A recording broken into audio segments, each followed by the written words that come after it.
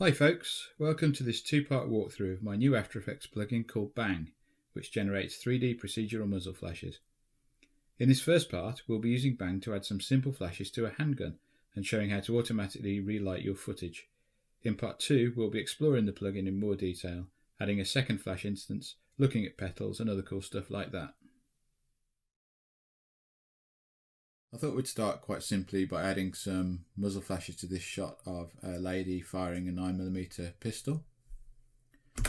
I've already added some layer markers which will tell me where to put my Bang keyframes. So we'll start by dragging the Bang effect, which can be found under the Quarterlight Pictures folder of your Effects and Presets panel, straight onto the footage. As you can see, it's drawn the default flash. And it adds 4 effects to your layer. The Bang module selector, which is where you can add extra flash builders, add extra instances, and a relighter module, which we'll look at the end of this section. The flash builder, which is where you set your flash properties like your shape, its length, whether you've got any petals, which we'll look at in part 2, and its color. The flash instance is where you position and orient your flashes and set its trigger keyframes, which turn the flash on and off. And the Bang renderer itself, where all the flashes are rendered, and there are some global settings such as glow. So I'm going to come back to the flash builder a bit later on, but first we're going to delve straight into the flash instance. This is where you'll be doing most of your work once your flash is set up, and I think this default flash is a good place to start. So there are 2 aim systems that are available, the Easy Aim, which is the default, and this YZX rotation. Easy Aim is very, very straightforward. It's just 2 points that you can drag, so you can move your position point to the origin of the flash, which is usually the front of the barrel, and your aim point, which represents the back of the barrel, like so. And as you move it, you can see that the flash is rotating down, up, to the left and to the right. So there's only need to use 2 keyframes with this particular aim system. If you want, you can switch to the YZX rotation, which enables these 2 parameters here. Sweep, which sweeps the flash round on the Y-axis, and tilt, which moves it up and down on its Z-axis. However, you'll need to set position, sweep and tilt keyframes for that, and it's not quite as interactive. So I'm going to switch back to Easy Aim and start positioning our flashes and triggering them. So for now, I'm just going to turn off this checkbox. This is the checkbox that triggers the flash on and off. I'm going to zoom in and start to position our flash. So I think I'm going to switch to the square shape, which is more appropriate for this particular type of gun. I'm going to bring it forward quite a lot in Z, which makes the flash bigger, like so, and set my position and aim keyframes. When I'm happy that I've got it in about the right place, let's click at the Bang helper button here, which adds 2 keyframes per flash, 1 to turn the trigger on and 1 on the next frame to turn it off. And it's as simple as that. So I'm just going to go to the next flash point and drag my Easy Aim controls, click Bang.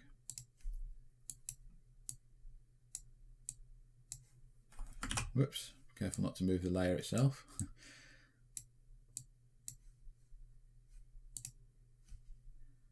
You don't have to get it 100% accurate, we can always come back and tweak these later on.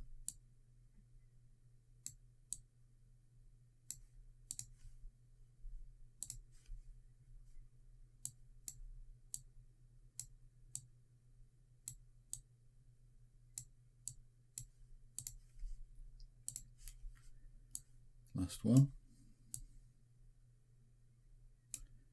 This one isn't pointing directly towards us like the rest, is it? So we'll angle it a bit more to the side.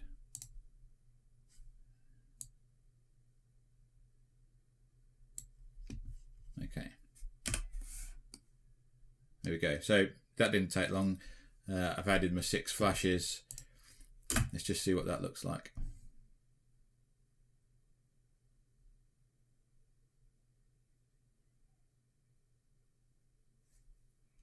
Pretty good. I think we'll tweak a few of these.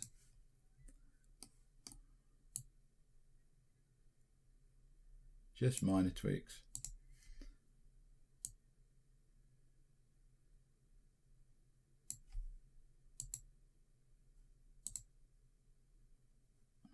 Looking good. So this very, start of the flash looks a little bit sharp compared to the gun. The gun's quite out of focus.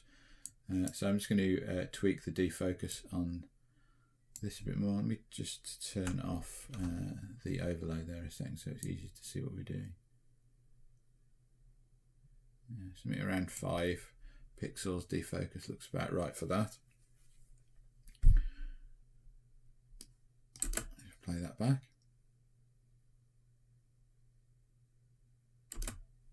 Okay. So now we've done that, now we've got our keyframes that we're happy with, I think we should look at the shape of this flash.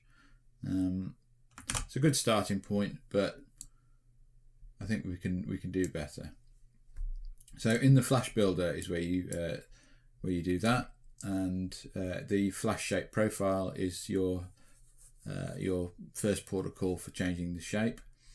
You've also got the length here. You can make sort of very small stubby ones or quite long ones. Let me see, I think I'll leave it about 240 pixels. You can change the radius of the flash. You can have these enormous, very sort of thick flashes, or these quite thin ones.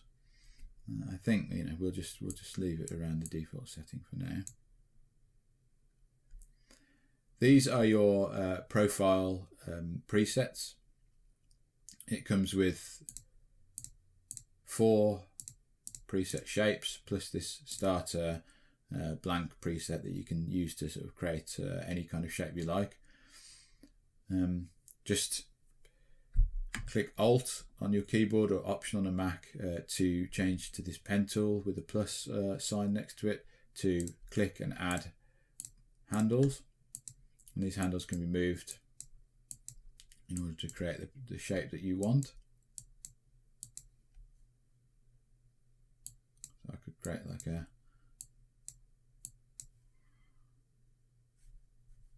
fanning out shape like that, but I'm not sure that's good for this type of gun. These shapes here are, I think, better suited to things like assault rifles. But this shape works quite well for this particular gun. Let's see what that looks like on the run.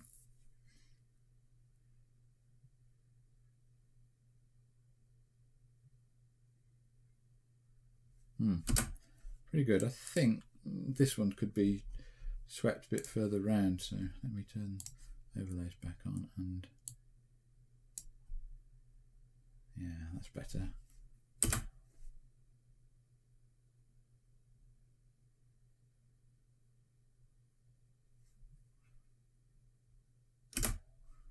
Okay, great. So the shot's nearly complete. Just saved my work.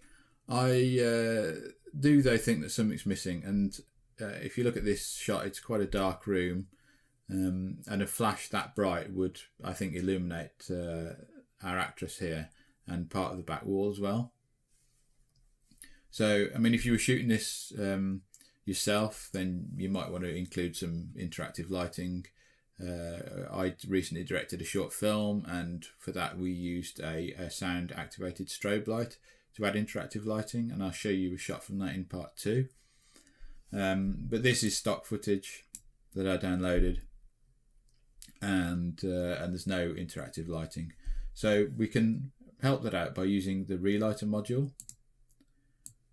which when I click on the button at the top here in my module selector, adds the Relighter module, and you can already see that it's started to do to add a little bit of light, and it uses a matte which defaults to the footage that you're working with. You can obviously roto your own Luma mattes if you want a lot of control. This footage actually works quite well as its own matte, and we can see the matte itself by clicking in the matte preview drop down here and selecting, sorry, the view drop down and selecting matte preview. Anywhere that's light, the relight will affect more than anywhere that's dark. Pretty standard stuff. And we can crush the matte here using this slider, just so that we can affect our actress a little bit more than the background.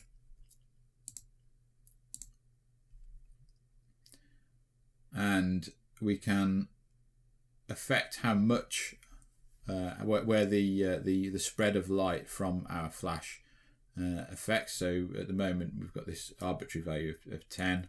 The smaller it is, the less it affects it, and so I'm just going to drag it out a bit till it affects her. Yeah, like that. We've also got this ambient light here, which kind of flares out the whole of the shot. And by the way, there's no keyframes. You don't have to actually click any kind of relight keyframes, because it uses the instance flash keyframes and the position and the brightness of your flash to affect the relight. So I think there's too much ambient there. It's like there's a ton of atmosphere in the shot, which there isn't really. I'm just going to put that back down to about 15, which is the default. And relight gain here is how much that affects our matte. So if I play that back, you can now see that the flash is adding some nice interactive light onto our actress, and it makes the shot look a whole lot more realistic.